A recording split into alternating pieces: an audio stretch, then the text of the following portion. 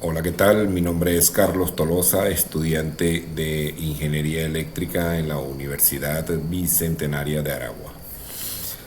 En esta oportunidad vamos a hablar de la estructura de los materiales.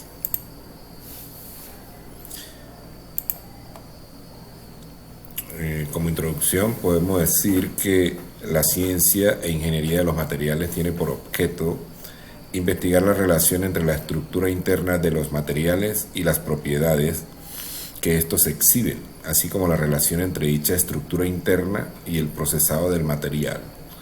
Se persigue con todo ello obtener un conjunto predeterminado de propiedades modelando la estructura interna del material mediante el procesado. A pesar de los espectaculares progresos en este sentido, han tenido lugar en las últimas décadas.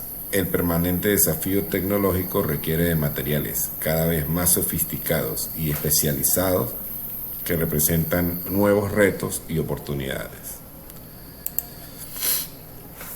¿Qué son los materiales? Los materiales son los elementos que se necesitan para fabricar un objeto. Los objetos que nos rodean están fabricados por diversos materiales. La fabricación de los objetos puede ser hecha por uno o más materiales. Según su procedencia, hay dos tipos de materiales. Estos pueden ser naturales o artificiales.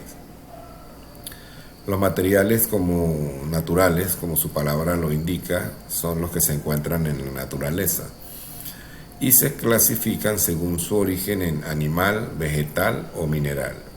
Algunos ejemplos de materiales naturales son la madera, piedras, algodón, lana, carbón, cobre, arena, petróleo. Los materiales artificiales son los elaborados por los seres humanos. Algunos ejemplos de materiales artificiales son el plástico, papel, cartón, vidrio, goma, porcelana, entre otros. Para crear un producto mediante un material artificial se realiza el siguiente proceso. Primero se extrae la materia prima de la naturaleza. Posteriormente se transforma esa materia prima en materia artificial y finalmente se fabrica el producto. Algunas propiedades de los materiales son su flexibilidad. La flexibilidad del material consiste en la facilidad que tiene este para doblarse sin romperse. El material flexible es un material que se dobla fácilmente. Algunos ejemplos de material flexible es la goma y algunos plásticos. También existe el material rígido, que es un material difícil de doblar. Como ejemplo podemos nombrar algunos o la mayoría de los metales. También tenemos el material elástico, que es un material que se deforma pero que puede recuperar su forma inicial. Algunos ejemplos: la goma de rueda de bicicleta, los resortes. También dentro de las propiedades de los materiales está la aislación térmica. Estos materiales son los que impiden el paso del calor o del frío de un lugar a otro. Se llaman aislantes térmicos. Por ejemplo, el Plumavit. Plumavit es como el anime aquí en nuestro país, la yesca, como lo llamamos comúnmente en criollo. Otra propiedad es la transparencia de los materiales. La transparencia en los materiales consiste en la facilidad que tienen estos para dejar pasar luz a través de ellos.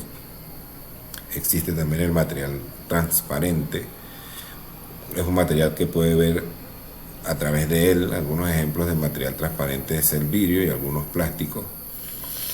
También existe el material opaco, que es el material que no permite el paso de la luz. Algunos ejemplos: la cerámica y la madera.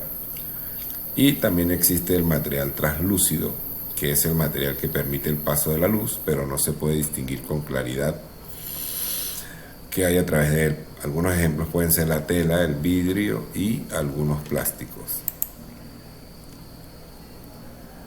Las propiedades de los materiales. Cada material es diferente y tiene cualidades llamadas propiedades. Algunas propiedades de los materiales son la dureza, la fragilidad y la flexibilidad, aislación térmica, transparencia e impermeabilidad. También dentro de las propiedades está la dureza. La dureza del material dice qué tan resistente es el material frente a diversas deformaciones y alteraciones. Un material duro se considera si al intentar hacer rayaduras o perforaciones o cambios en su forma es difícil o casi imposible hacerlo. Algunos ejemplos de este material duro son el diamante, el acero y el hierro. También tenemos el material blando, el cual se considera blando cuando fácilmente se puede moldear o hacer cambios en su forma original. Algunos ejemplos: la arena, el plástico, la plastilina y la madera.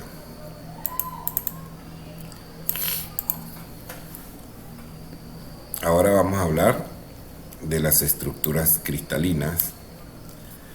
La estructura cristalina se refiere a la forma en la que están organizados o empaquetados los átomos, iones o moléculas en los sólidos cristalinos, tales como los diamantes, la sal o el azúcar.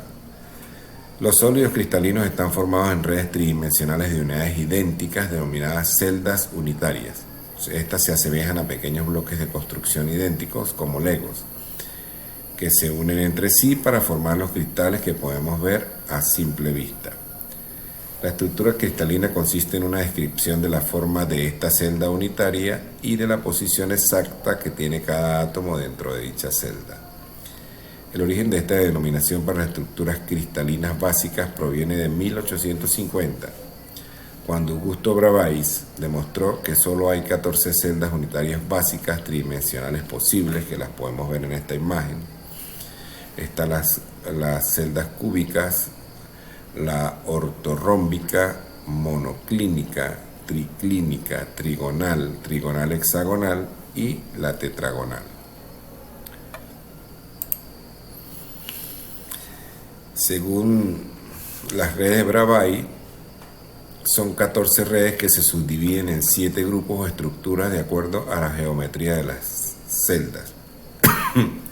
Estos 7 grupos son cúbico, tetragonal, ortorrómbico, trigonal hexagonal, monoclínico, triclínico, trigonal. Cada una de estas estructuras se definen como una celda unitaria, siendo esta la porción más pequeña que conserva la disposición geométrica de los átomos en el cristal. Las características de las redes de Bravais. Las 14 redes de Bravais, como se dijo anteriormente, se subdividen en 7 grupos, pero cada uno de estos grupos tiene sus celdas unitarias con sus parámetros característicos, los cuales son el parámetro de red ABC, el número de átomos por celda, la relación entre parámetro de red y radio atómico, número de coordinación, factor de empaquetamiento, espacios intersticiales. Mediante traslaciones a lo largo de vectores ABC, la estructura cristalina se repite. Diferencia entre cristales y vidrio. Podemos decir que se denomina cristal al que se forma en la naturaleza, a diferencia del vidrio, que la mayoría se elabora artificialmente. Son formas muy distintas de entender lo que es el vidrio y el cristal. El uso más correcto depende simplemente del contexto. Podemos decir entonces que el vidrio es un material cerámico inorgánico, duro, frágil y transparente. Está compuesto de la arena de sílice, carbonato de sodio y caliza, y se obtiene la fusión de estos elementos a unos 1500 grados centígrados. El cristal, en cambio, tiene óxido de plomo. A mayor cantidad de óxido de plomo, mejor calidad de cristal obtenemos. No se puede fundir en los mismos hornos donde se producen los envases de vidrio. El cristal también se forma de manera natural por solidificación de material fundido que se enfría, por precipitación de sustancias disueltas o por sublimación de gases. Estos 3 procesos son los que generan cristales de minerales que pueden tener mucha variedad de tamaños, colores y formas. El vidrio también se puede formar de manera natural, aunque es mucho más escaso, ya que las condiciones para que se formen son más complicadas.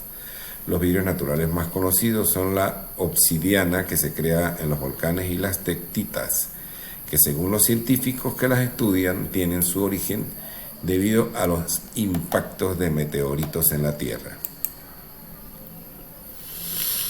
Materiales amorfos. Materiales amorfos, los materiales en los que los átomos siempre están en desorden o desalineados, aún en su estado sólido. No presentan una disposición interna ordenada, por lo tanto no tienen ningún patrón determinado. Amorfo quiere decir que no tiene forma. El sólido amorfo es una de las principales categorías de sólidos. El sólido amorfo se define como un sólido que tiene una disposición irregular o indefinida de átomos y moléculas. En esto, todos los átomos están estrechamente empaquetados y muy cerca entre sí. Los sólidos amorfos tienen propiedades isótropas e independientes de la dirección de este sólido. La distancia y la dirección de las unidades de átomos varían entre sí, ya que es irregular. Gradualmente se ablanda a altas temperaturas y se mantiene allí durante un periodo más largo. A los átomos comienzan a organizarse de manera regular, como en los sólidos cristalinos. Una cosa que debemos tener en cuenta es que los sólidos amorfos no tienen un punto de fusión definido. Cuando los sólidos amorfos se rompen o encienden, producen fragmentos irregulares. También muestran patrones deficientes o indefinidos cuando se exponen a los rayos X, debido a su estructura irregular. Los sólidos amorfos son menos rígidos que los cristalinos. Los ejemplos destacados de sólidos amorfos son la fibra de vidrio, el plástico, el teflón, entre otros. La clasificación de los materiales son 5. Se clasifican en metálicos, cerámicos, compuestos, semiconductores y polímeros.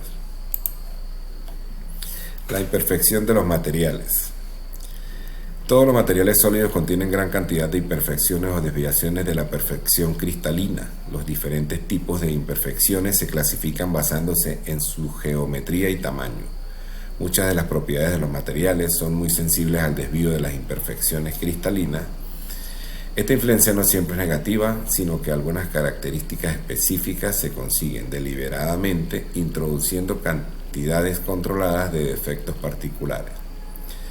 La clasificación de los defectos cristalinos es la siguiente: defectos de punto asociados con una o dos posiciones atómicas, como las vacantes, que es ausencia de un átomo en un punto del reticulado cristalino, y los átomos autointersticiales, átomos de disolvente que ocupan posiciones intersticiales, y los átomos de impureza, defectos de punto, defectos de línea, defectos bidimensionales, límites entre dos regiones con diferentes estructuras cristalinas o diferentes orientaciones cristalográficas, como los contornos de grano, las interfaces, las superficies libres, los límites de macla y los defectos de apilado.